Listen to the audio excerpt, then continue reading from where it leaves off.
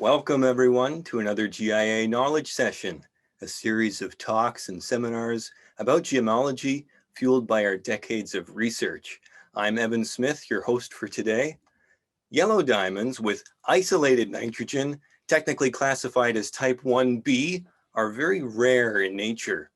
In most diamonds, the nitrogen atoms tend to pair up or aggregate over time, millions of years in the mantle.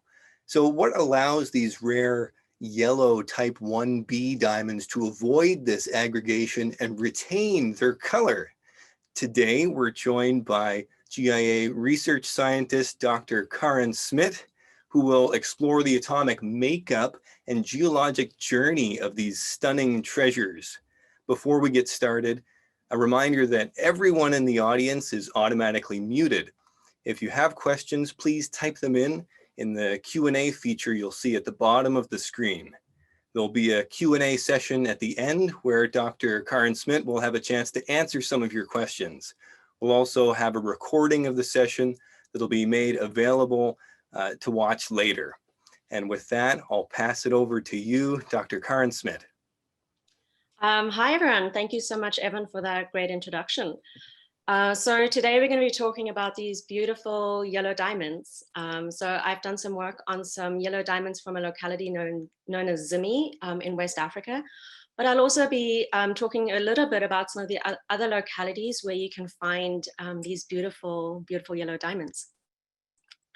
So I just want to plug this article by our colleagues in Carlsbad, Mike Breeding, Sally, and Jim Shigley.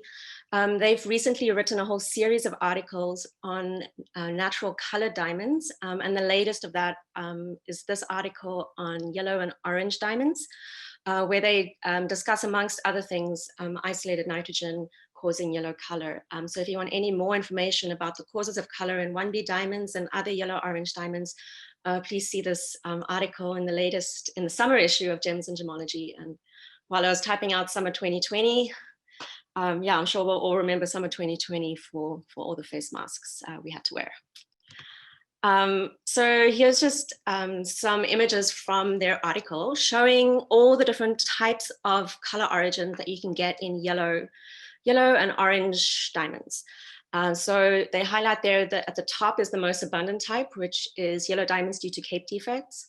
In the second row is isolated nitrogen, or also known as C centers. Then there's also the 480 band, which can cause sort of this yellowish orange color, H3 defects, and then also H3 combined with 550. So I show this just to point out that I won't be discussing all the different types of yellow diamonds tonight. I'll only be discussing the cause of color due to isolated nitrogen. Mike Breeding is going to be giving a webinar, I think one of the weeks in January, where he's going to be discussing, I think, the range of different color origins for yellow-orange diamonds. So here's just also, once again, from their article, just a breakdown of the abundances of different types of color defects in these yellow-orange diamonds.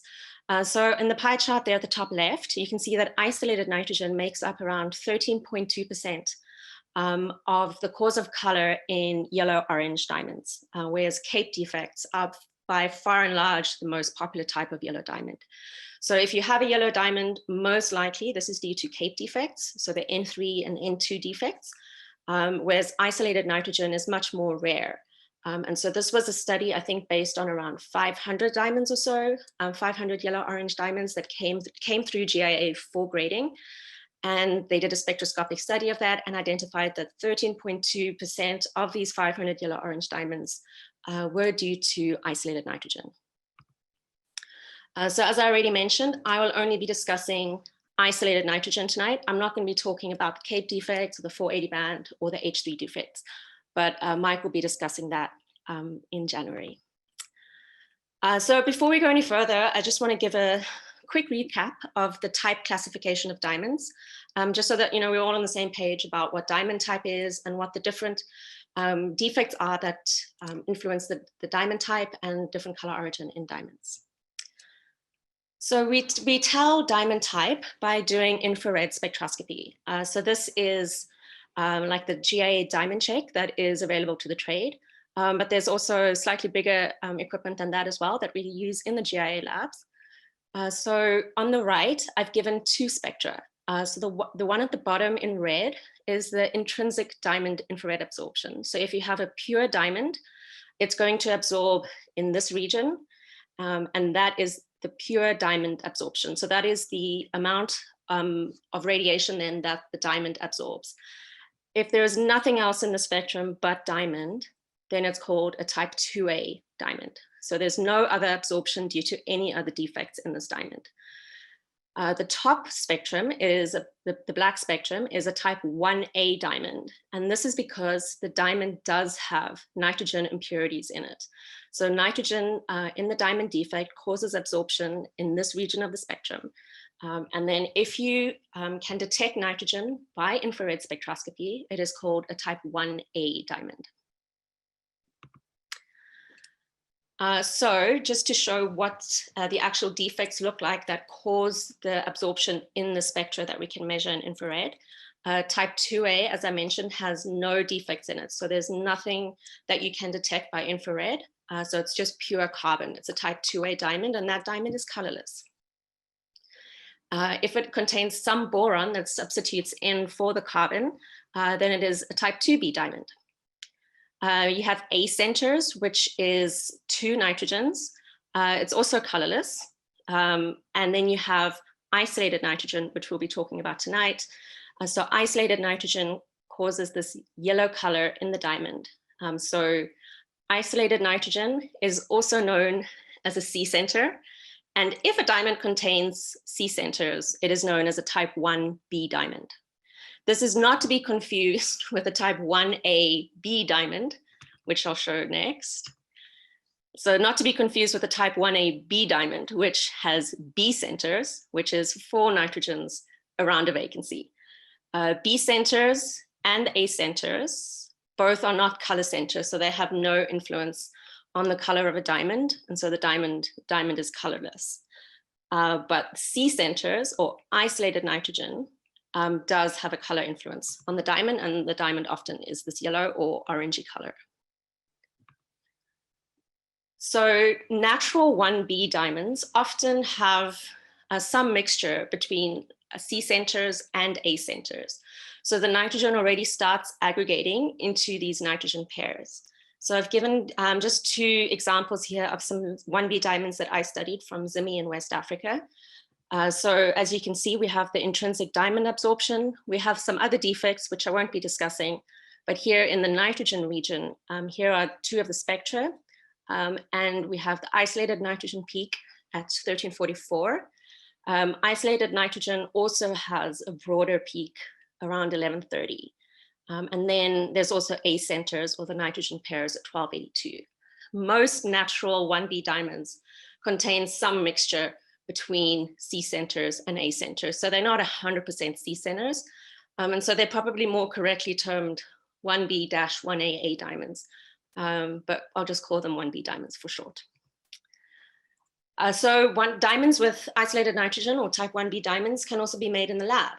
So often lab-grown HPHT diamonds, they do contain very often 100% C centers. The aggregated nitrogen form, A centers and B centers, is incredibly rare.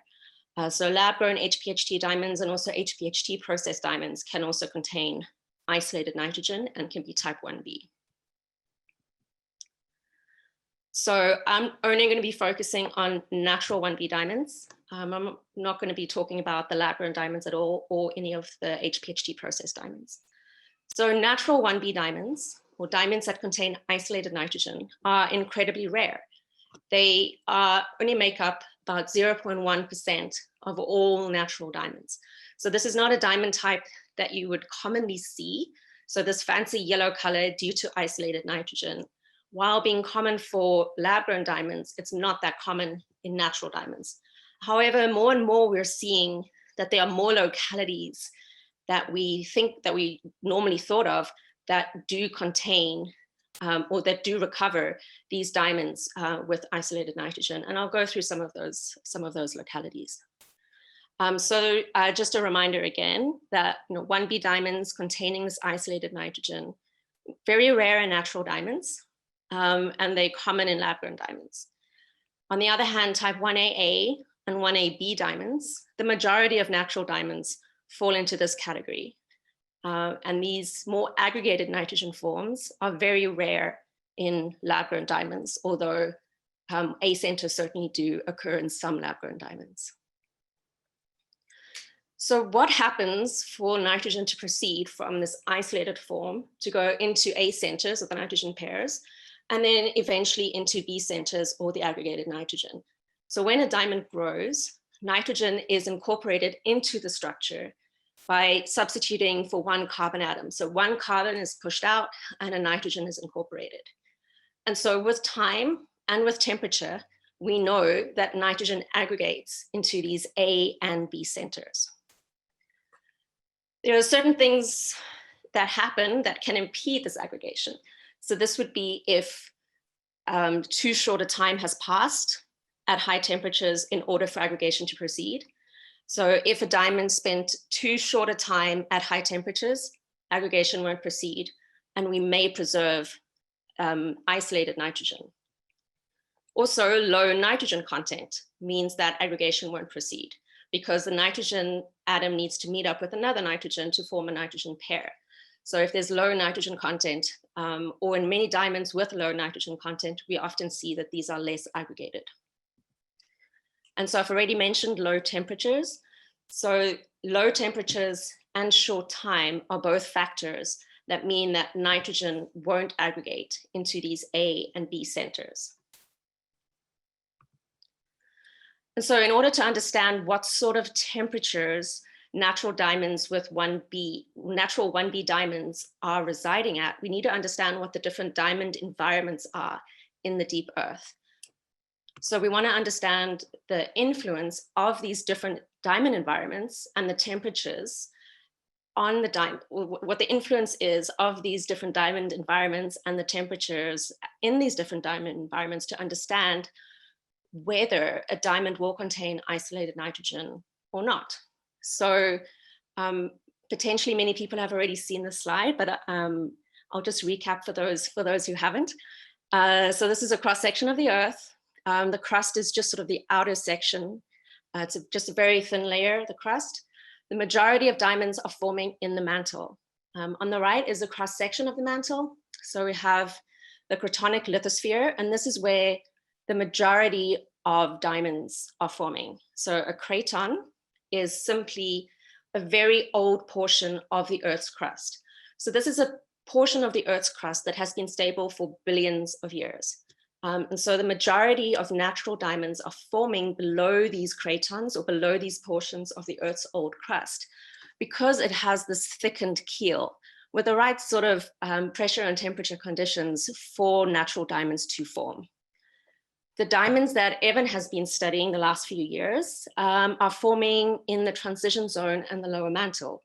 So Evan's clipper diamonds, where the metallic melts, are forming in the transition zone, and 2B or boron containing diamonds are forming here at the boundary between the transition zone and the lower mantle. And so the temperatures that most lithospheric diamonds are forming at is sort of between 800 and 1400 degrees Celsius. Whereas the diamonds in the convecting mantle or the asthenosphere are forming above 1400 degrees Celsius. So let me just talk you through what this plot means. So basically this is just showing the slope of how temperature increases with depth in the cratonic lithosphere. So this is known as a geotherm. So it's temperature on the x-axis and depth along the y-axis. So you can see that temperature is increasing with depth in the cratonic lithosphere until we reach the base of the lithosphere or the convecting mantle. And there the temperatures are between 1400 at the base of the lithosphere. And then the temperatures will just increase as you go down towards the transition zone and the lower mantle. So all diamonds in the cratonic lithosphere are stable somewhere between 800 and 1400 degrees Celsius. However, the specific diamond stable temperatures in a specific region will be specific to that area. So I've given two examples here where the diamond stable regions are slightly different. So on the right is an example where diamonds are stable above 800 degrees Celsius. So this is just where the geotherm intersects with the graphite diamond transition. And then on the left is a very, very different temperature regime where diamonds are only stable above 1100 degrees Celsius. So this can be slightly different in different parts of the world, different cratons, different kimberlites, and it also depends on which time you sample the lithosphere. But by and large, diamonds would be stable in the cratonic lithosphere between 800 and 1400 degrees Celsius. And then at much greater depths, it will be higher than 1400 degrees Celsius. So this is pretty much exactly what I just said, where diamonds in the cratonic lithosphere are stable between 800 and 1400 degrees Celsius. And the diamonds that form deeper would have resided at greater temperatures. So the sublithospheric diamonds that Evan has been studying, the Clipper diamonds, the 2B diamonds, potentially they've been hanging around in the mantle at much greater temperatures. So in excess of 1400 degrees Celsius. So how do we actually know what temperature the diamond actually experienced? Because I've just said that different parts, different cratons and also different parts of the craton may have slightly different temperatures. And so how do we know what temperature this specific diamond actually experienced? And so for that, we go to infrared spectroscopy. So we measure the amount of isolated nitrogen, we measure the amount of A centers, and we measure the amount of B centers. And people that are way smarter than me have done the calculations to determine what the kinetics of the transition between isolated nitrogen A centers and B centers are. So Wayne Taylor, who was based at the first at ANU and then also at the University of Western Australia, determined the kinetics for both the C to A transition and also the A to B. And so what we can do now is we can just measure the amount of A, B, and C in the diamond, and from that we can determine the temperature at which the diamond resided. So I've given two examples here. On the left is for the C to A transition, and on the right is for the A to B transition. So I mentioned in the beginning that nitrogen aggregation is dependent not only on nitrogen content, but also on time and also on temperature. So on the x-axis, we have the nitrogen content. So this is the case on both. There's just a slightly different scale in the two different diagrams for the y-axis, sorry. So the y-axis, we have the total nitrogen content, and on the x-axis, we have the amount of aggregation. So here we have C centers to A centers, here we have A centers to B centers. So this is just the amount of total nitrogen that is in each form. And then these curves are called isotherms, and this is determined from the equations that Wayne Taylor gave us. And you can just plug in a mantle residence time. And so what we then do is we measure the amount of nitrogen, we measure the total nitrogen content, and we measure the percentage of aggregation. And then for a specific mantle residence time, we can get an estimate of the temperature or the average temperatures that this diamond has experienced during its residency in the mantle. So here I've given an example I've calculated the isotherms for 500 million years and also for 1 billion years. And so let's take this example here where we measure the diamond doing infrared spectroscopy. It has around 100 ppm nitrogen. It has around 40% A centers and 60% C centers. And if this diamond resided in the mantle for 1 billion years, it would have experienced an average temperature of around 650 degrees Celsius. The other example here is a diamond with less than 10 ppm nitrogen. It has around 20% A centers, around 80% C centers. And if this diamond resided in the mantle for between 500 million years and 1 billion years, it would have experienced an average temperature of 700 degrees Celsius. And so the same is true here on the right for the A to B. So you simply measure the amount of total nitrogen and the percentage of A and B centers. And then given a certain mantle residency time, you can get the average temperature that that diamond experienced over its mantle residency time. So what about CAB diamonds or ABC diamonds? Because these graphs here give the indication that you go from C centers to A centers, and then from A centers to B centers, meaning that you can't have C centers, A centers, and B centers all coexisting in the same diamond. So certainly ABC or CAB diamonds have been reported. However, there are, I guess, there's an important question to ask is whether this is actually in the same growth zone or whether you're taking a bulk measurement through different growth zones in a diamond. And so here's an example that was published recently. These are diamonds from Lac de Gras in northern Canada. And you can see that they have a colorless core, which is the type 1A material. And then they have the yellow rim that is type 1B containing the C centers. And so if you were to take a single bulk measurement through the entire stone, you would see C centers, A centers, and B centers. And you may think that these are all coexisting in the same stone. However, you can see this is obviously not the case. And so more commonly what we do is we cut a plate through the diamond. So we laser cut and polish a plate through the center of the diamond so that the different growth zones in the diamond are revealed. And so then we can see what the spatial distribution of the C centers, A centers, and B centers are, and whether they're actually coexisting in the same growth zone or whether there is, as is the case for this diamond, where you had the colorless core that contains the more aggregated nitrogen, and then the rim containing the less aggregated isolated nitrogen. So these diamonds are from Lac de Gras here in the north of Canada. But in Canada, there's also two other localities that contain or that have these fancy yellow 1B diamonds. So there's also Chidliak that has reported some fancy yellow diamonds with isolated nitrogen, and also Naujat, which is a new deposit being developed by North Arrow Minerals. I mean, now it's not progressing.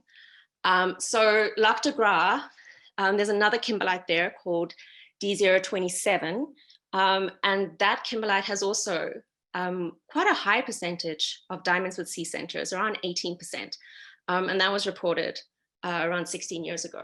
And then I've also just shown sort of an image on the right, just showing what northern Canada looks like. Evan may be a bit more familiar, he's Canadian, but for many other people who haven't had the opportunity to travel to northern Canada, yeah, there's not much going on in the Arctic. And so often when you do exploration in the Arctic for kimberlites, this is sort of the terrain that you're working on. So I just want to show what some of these diamonds from Naujat looks like. So this is on the Ray Craton. And as I mentioned, this deposit is in development by North Arrow Minerals. So they're busy doing bulk sampling and trying to assess what the diamond population looks like. And they actually have quite a large proportion of these fancy yellow orange diamonds. And some of them have sort of a cuba octahedral shape that you can maybe make out in this image over here. So there's a lot of colorless diamonds as well, but they do have these beautiful fancy yellow orange diamonds. And here is what the nitrogen systematics looks like. So they have quite high nitrogen content. So on average, probably around 500 ppm. But the diamonds are actually a little bit more aggregated than some of the others that we've seen. So they have between, let's say, roughly 60 to 100% A centers. And so they still have isolated nitrogen, but it's slightly more aggregated. And so there's quite a lot of A centers already. And then on the right is just the diamonds that have A and B centers. So certainly not all the diamonds are 1B, but they do have a large proportion of the diamonds from this deposit are 1B diamonds. And then what is interesting is very similar to many other deposits that have 1B diamonds is that there's some cubo-octahedral growth that you can see in these diamonds, both in the rough morphologies that I showed already. And then also if you look at the cathodoluminescence images of the internal growth features, you can also see some cubo-octahedral growth.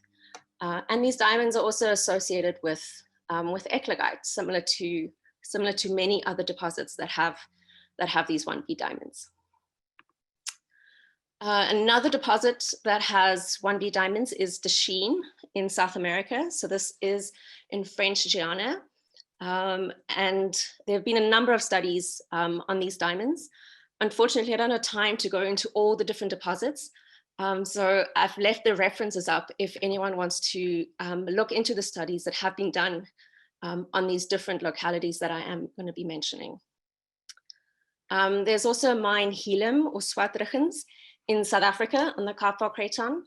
And there's been 2 studies that have reported that a smaller percentage of the diamonds from this locality also contain sea centers. There's also Urapa in Botswana. Suzette Timmerman recently did a study on these diamonds, and you can see that they have these yellow cores, but what's interesting is they have colorless rims around them. So these are plates that are cut through the center of the diamond, so we can actually see what the spatial distribution of the color is with the growth sectors. And so we can actually also see the spatial distribution of the different nitrogen centers if we do mapping across the diamond plate. So once again, these diamonds are also associated with eclogite. And these diamonds may not be so young, because as I mentioned, the 3 factors that can result in isolated nitrogen being preserved in diamonds is either low nitrogen content or low temperatures or not sufficient time in the mantle. And so many people have speculated that potentially diamonds with isolated nitrogen are incredibly young. But what's interesting with these Urapa diamonds is that the rims have been dated, and there's multiple, I think there's 3 different ages for these diamonds, and they go up to 1.7 billion years. And so, yeah, we don't know exactly what the relationship then is of the yellow cores then, whether they are young relative to kimberlite eruption or whether they have similar ages then to the colorless rims. There's also a few deposits in Russia that have reported diamonds with isolated nitrogen. In Siberia, there's a kimberlite deposit. There's also a few placer deposits in Siberia. And then in the Urals, there's also a placer deposit that has a few alluvial localities. And so here's some beautiful images of what some of these diamonds from Siberia looks like. Once again, these are plates that have been cut through the center of the diamonds. And so you can actually see how the color, the yellow color that's observed in plain light, how that's mimicked then in the growth zones that you can see in the luminescence imaging. And similar to Urapa, we have the yellow cores with the colorless rims around the outside. And so to me, it's not immediately clear how the outside, the colorless rims, the nitrogen becomes aggregated, whereas in the core, it stays unaggregated. So there's certainly some mysteries still to nitrogen aggregation that we don't fully understand. Here's some more examples of the Russian 1B diamonds. Here's a beautiful plate. And you can also see how the color is linked to the growth zoning in this diamond. And certainly there's a range of different morphologies for these diamonds. Some of them are cuboid, and then there's also some dodecahedral, octahedral, dodecahedral shapes as well for these diamonds. Okay, so now we're going to get to the real meat of the talk. So this is Zimi, which is a locality that's very well known for producing fancy yellow diamonds that have isolated nitrogen. So I've spent quite a bit of time the last few years studying diamonds from Zimi. And so we've been able to figure out something about how isolated nitrogen has been able to remain preserved for this particular locality. And it remains to be seen whether this model that we are suggesting for Zimi, whether that is also applicable for other localities or not, because certainly there are many different variables that can result in isolated nitrogen being preserved. And so we're certainly proposing a model for Zimi, but that's not to say that this is a general model for all 1B diamonds.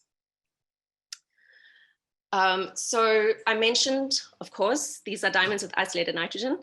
They're beautiful, fancy yellow diamonds. This is how we know what the cause of color in these diamonds are, is we do visible absorption spectroscopy. So in this case, we can see that there's not much going on here, apart from this peak at around 270, which is actually in the UV, so it's not really influencing the color at all. So this broad peak in the UV is due to isolated nitrogen.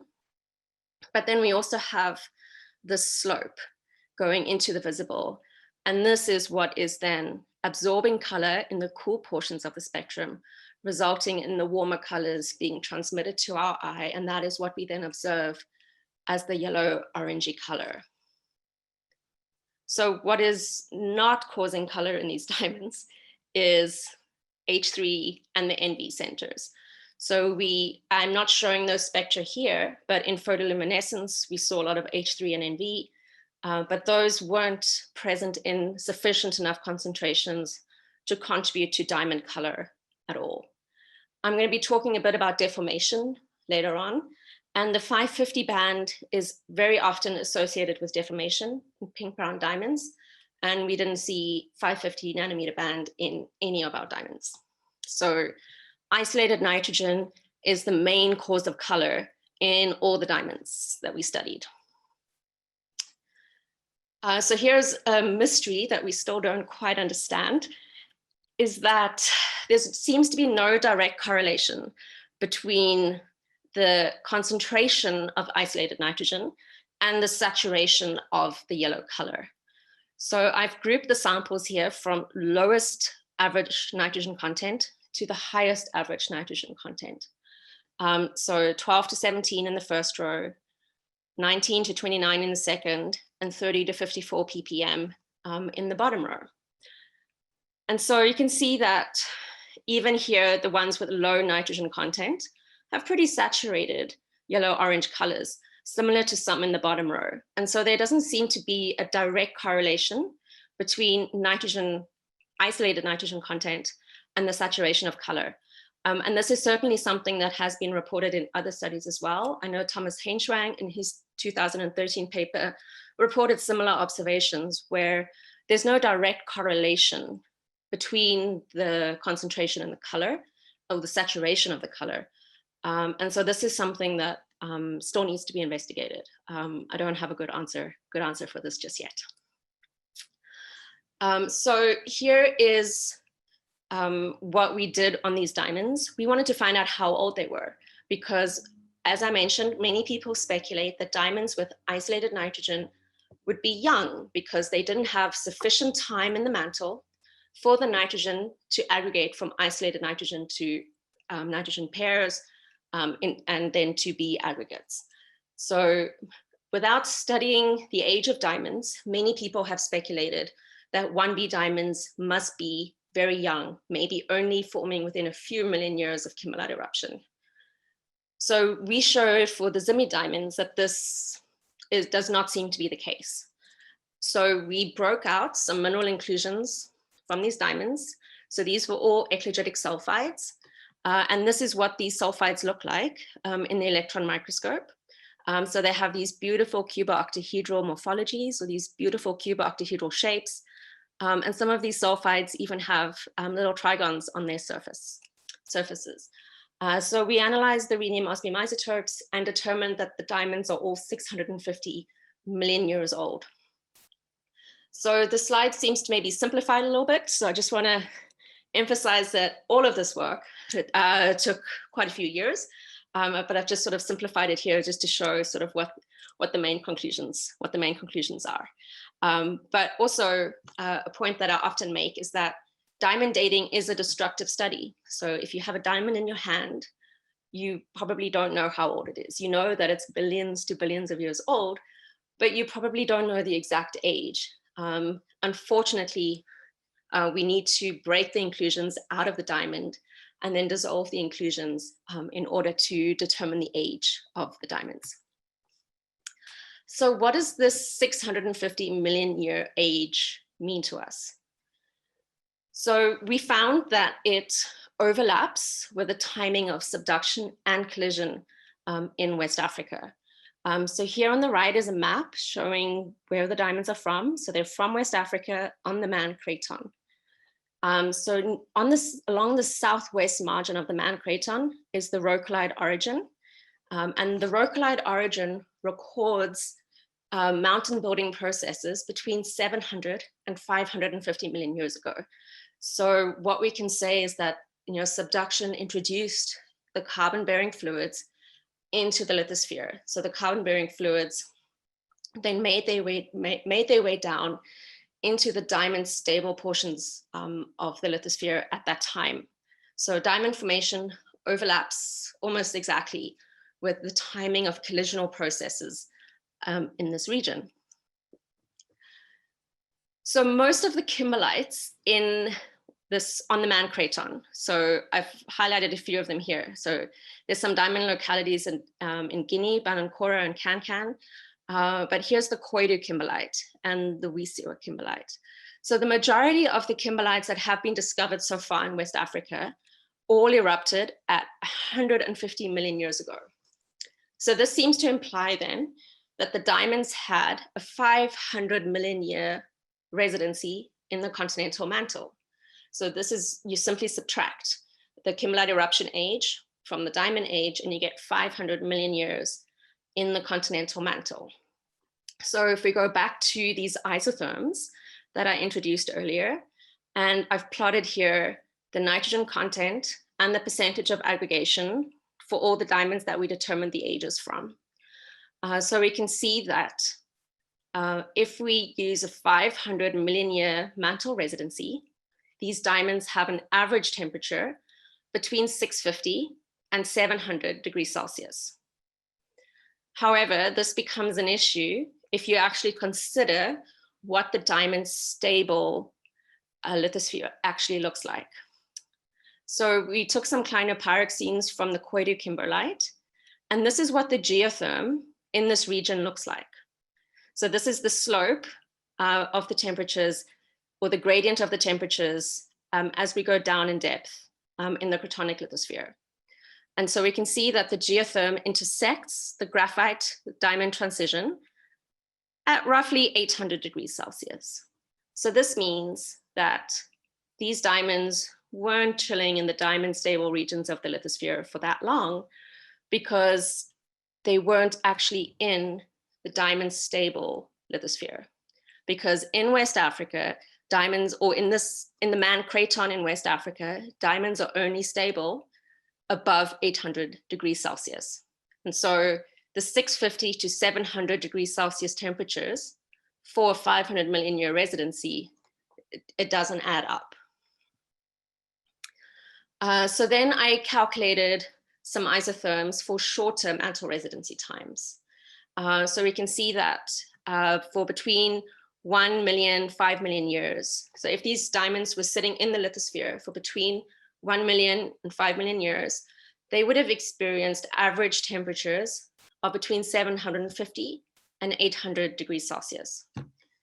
If they were sitting in the lithosphere for around 150 million years, then they have lower temperatures, or they would have experienced lower average temperatures. And so after 150 million years, we see that the average temperatures simply become too low for diamond stability, because now the average temperatures that the diamonds experienced were between 650 and 700 degrees Celsius. And this simply just isn't in the diamond stability field. So this suggests to us that within 150 million years after their formation, the diamonds must have been exhumed out of the diamond stability field in order for them to still be diamonds, in order for them not to become graphitized. So the model that we have here actually fits then really well with subduction and collision that's been documented in this region. So there's many localities around the world where you have mountain building processes, such as the Himalayas and the Caledonides in Western Norway, where you have mountain building, but then you also have some exhumation associated with collision. So some of the rocks from the diamond stable portions of the lithospheric mantle would be brought up to shallower pressures or to shallower depths. And so if we had exhumation of the Zimi diamonds to shallower depths shortly after their formation, they would then be able to preserve the isolated nitrogen. And so I say shortly after because I'm a geologist, but I realize that on a human timescale, 150 million years is maybe not shortly after. But on a time scale of billions of years, 150 million years is potentially not that long. So shortly after diamond formation, so within 150 million years, these diamonds would have had to have been exhumed out of the diamond stability field in order for isolated nitrogen to remain preserved in these diamonds. If they stayed in the diamond stable portions of the lithosphere for longer than 150 million years, nitrogen would have aggregated to A centers and B centers. And then interestingly, the diamonds would have lost their color because A centers and B centers aren't color centers. So the diamonds would have become colorless if they stayed in the diamond stable portions of the lithosphere for longer than 150 million years. And so there's many features in these diamonds that are extremely consistent with deformation in these diamonds, because obviously as they're being exhumed, the diamonds are being deformed. And so there's many features in the diamonds that are very consistent with deformation of these diamonds. And so here, the most obvious example is you can see these glide planes or these deformation planes in these diamonds. And here you can see there's some color associated with these glide planes as well. When you look at this diamond under luminescence imaging, so here's a diamond view image first, which is UV excitation, and then there's a cathodoluminescence image. And so you can see that these glide planes are then also visible in diamond view and also in CL. And so what often happens along these deformation lines or along these glide planes is that vacancies form. And so this is often what the brown color in diamonds is associated with, is that there's vacancy formation along these glide planes. And then these vacancies sort of cluster together, and then you absorb some color, resulting in brown color transmission. And so what can also happen then is you can have some annealing of the vacancies with a remaining isolated nitrogen in the diamond. And so isolated nitrogen plus the vacancies form NV centers. And so it's these NV centers that are decorating the glide planes. And that is why they are visible in these luminescence images, because we actually have NVs or NV centers decorating all these deformation planes in the diamonds. So here's another example of what one of these diamonds look like. So these are all plates that have been cut through the middle of the diamond so that we can observe the growth zones. And so we wanted to also see the spatial distribution of the isolated nitrogen through the diamond. And so in this case, we actually have both H3 and NV forming along these deformation planes. So we have the vacancies that form during deformation, and then later annealing with either A centers or with isolated nitrogen to form H3 and NV. And then I also just did some cathodoluminescence imaging so that we can have a little bit better spatial resolution on some of these features. And so you can see, you can really go in and look to see where the defects are. And through a lot of the CL work that we did, we showed that all the defects in these diamonds are concentrated along these deformation lamellae. So here's another example of one of these diamonds. This is maybe shows a little bit more interesting features. And at first we weren't sure what these bright features were. And so this is why I selected this diamond then to do a little bit further work doing some cathodoluminescent spectroscopy.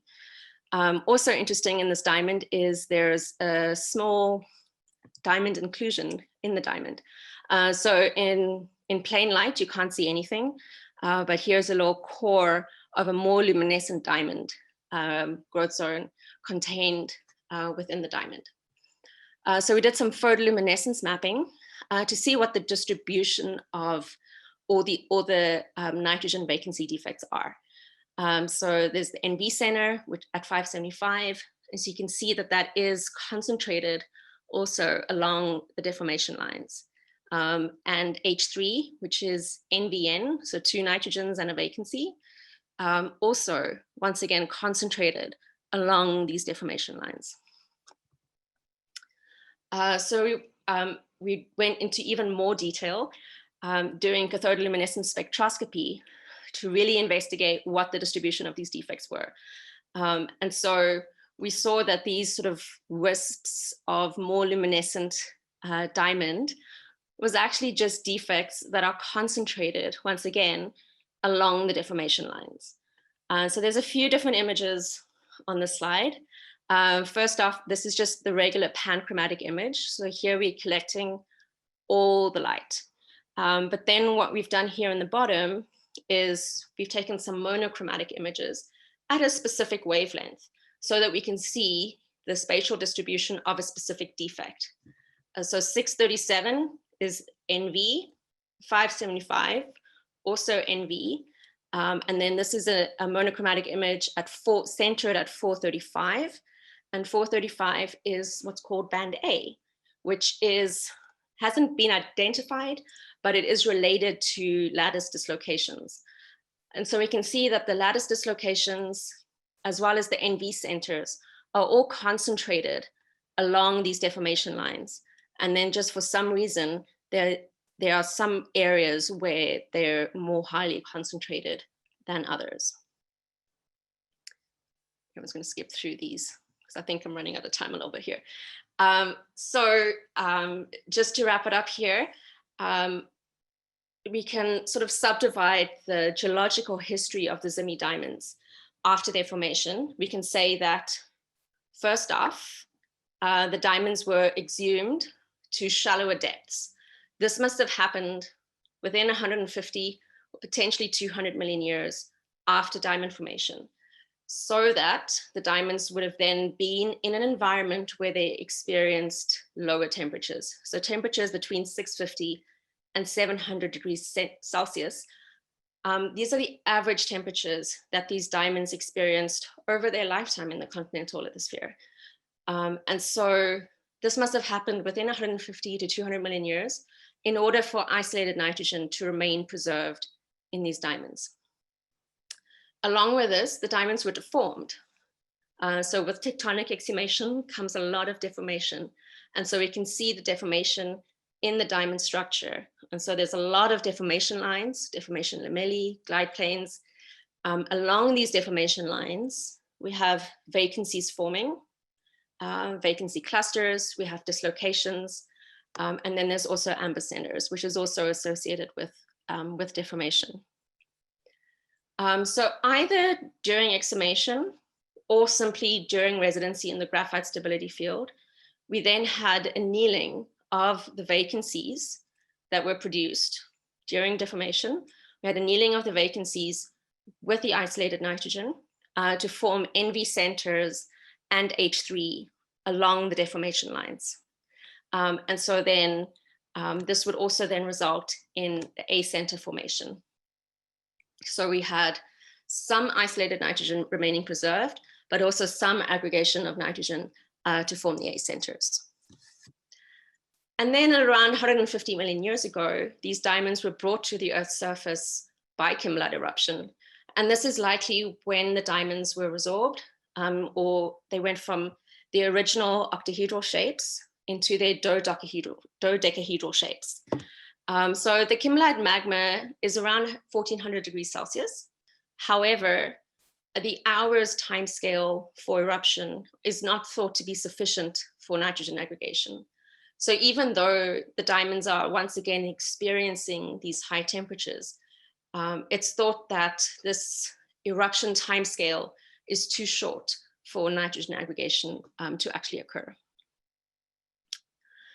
And so to wrap it up, we can say that the color forming defects, all the spectroscopic features, the physical characteristics, all of this can be attributed to the unique geological history of these diamonds and their rapid exhumation after their formation. And so it remains to be seen whether this sort of geological model works for other localities as well. Certainly, this seems to be the case for the Zimi diamonds, but potentially there's also cases where maybe it is just time and not temperature that influences the lack of aggregation in diamonds. So maybe there are other localities where 1B diamonds are young, where they didn't have a long mantle residency. So in the case of Zimi, we had 500 million year mantle residency, but not all of that was in the diamond stability field. Potentially for other localities, maybe they formed shortly, diamonds formed shortly before kimberlite eruption. The diamonds were only in the lithosphere for maybe less than 10 million years. And then that was the factor that inhibited nitrogen aggregation. And so just to remind you, the three factors that then influence nitrogen aggregation is time, its temperature, and its low nitrogen content. And so each of these localities where 1B diamonds occurs needs to be studied in some detail in order to understand what the specific reasons are why the fancy yellow color remains preserved in that region. And so if you have any more questions or you would like me to explain nitrogen aggregation to you in a little bit more detail, feel free to email me. I'm happy to take your questions. I'm happy to email you back and we can discuss some more. And then with that, I will hand it back over to Evan because I see he's been animatedly going through the questions that you guys have been submitting. So I'm curious to see what you guys have been asking. Thanks. Well, thank you very much, Dr. Karen Smit, for that incredible overview. We do have some questions from our audience members. Why don't we jump into some of those now? So we had a couple questions about just type 1B diamonds and any kind of color zonation in them. You showed a little bit of color zonation. So why is that normal for type 1B diamonds? Do they typically have zonation in their color? Sometimes not. I think it depends on the locality.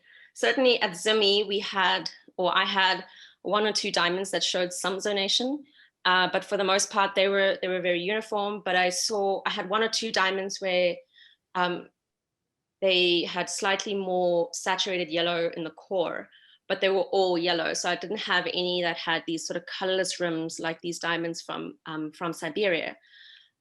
So I think it depends on the locality, honestly. Some localities like Urapa and these ones from Russia, they show sort of the colorless rims. In other cases, they switched around. So I know there's Jakob Weiss studied some diamonds from West Africa, from Can, and there's diamonds from other localities as well, where you have the colorless core and then you have the yellow rim. So in that case, then that yellow rim would be sort of a young overgrowth. And so I think it depends on the locality, and certainly there's no sort of uniform rule for all localities worldwide. I think each individual locality will have its own unique characteristics. Yeah, it looks like there's a lot of variability. Complexity. And we certainly do not understand it all just yet. Okay, well, do we have some idea of why the color zoning kind of looks like it's related to growth? I mean, what's going on with the relationship to growth? Yeah, so it could be the relationship with nitrogen content, potentially in this case. And so that's one of the factors for nitrogen aggregation, is that you need sufficient nitrogen so all the nitrogens can meet each other and aggregate. Whereas if you have very low nitrogen content, it will remain isolated, and potentially then you would have the zones that have more isolated nitrogen, and then the zones that have less isolated nitrogen. So in this case, it could just be a factor of the nitrogen content of the diamond source fluid. Okay. And while we're on this topic of aggregation, there was a question about aggregation and whether or not there might be any relationship between nitrogen aggregation and diamond deformation. Well, I think I sort of showed that for the Zimi diamonds, certainly the isolated nitrogen was preserved because of the deformation and the exhumation. However, in this case, the deformation brought the diamonds up to shallower depths and lower temperatures. Whether deformation at high temperatures would have any influence on the preservation of isolated nitrogen, I don't think so, because I almost think that the deformation would be a way for nitrogen aggregation to happen more quickly, because you're introducing vacancies, and then the vacancies would anneal with the nitrogen, and then eventually you would form more aggregated nitrogen. And so let me go to one of the slides at the back of my talk, because there's two different mechanisms for nitrogen aggregation. So one is thought to be a vacancy-assisted route. The other one is an interstitial-assisted route. So there's sort of two different ways for A centers to form. And so I think potentially, if there's a lot of deformation introducing vacancies at high temperatures, this would promote the vacancy-assisted route, and then you'd potentially form more aggregated A centers and lose your isolated nitrogen. And so it completely depends on the environment in which the deformation is occurring. So for the Zimi diamonds, we had deformation, bringing them up to shallow temperatures. In that case, isolated nitrogen was preserved. But in a case where you have deformation at higher temperatures, this could then result in further aggregation to A centers. Okay. Now, I got a question here about the Zimi type 1b diamonds themselves. Someone would like to know if they tend to be small and highly resorbed. And do you have any idea what their carbon isotope values might look like? I knew someone was going to ask about carbon isotopes, and I added the slide in. Great. Right at the end. I say when we talk about the age and how the age is associated with subduction and collision, that the carbon-bearing fluids were introduced into the lithosphere at this time. And so that's why the carbon question always comes up, is because people want to know, well, then what does the carbon isotopes look like? And does this confirm the sort of recycled origin for the carbon fluids? And so I did carbon isotopes on 5 of these diamonds. 3 of them certainly have values that can only be explained through recycling of superficial material, either altered oceanic crust or some sort of sediment. And this is because the average mantle value is around -5, but it can extend down to -10. So for these 2 diamonds, we can't exclude either a mantle origin or superficial origin for the carbon. However, for these 3 diamonds, certainly the only plausible explanation for their carbon isotopic compositions is that the carbon was originally at the surface, and that was recycled through subduction into the diamond stable portions of the lithosphere. And when you were talking about some of these tectonic events and talking about ages of collisions, someone wanted to know, how are those ages determined? How are we able to talk about how long ago that actually happened? So in terms of the diamond ages or the ages of the tectonic events? The ages of the tectonic events, just in general. In general, okay. So that is done through studies of crustal rocks, so rocks that we see at the surface. People go out, they do field work, and then they date those rocks in order to understand when metamorphism occurred. And then we can then correlate that to the diamond ages that we get. So without having a proper geological framework for a specific region, we wouldn't be able to place our diamond ages in any sort of context. we'd be measuring the diamond ages, but we wouldn't necessarily know what that means. And so luckily, very many people do work prior to you do.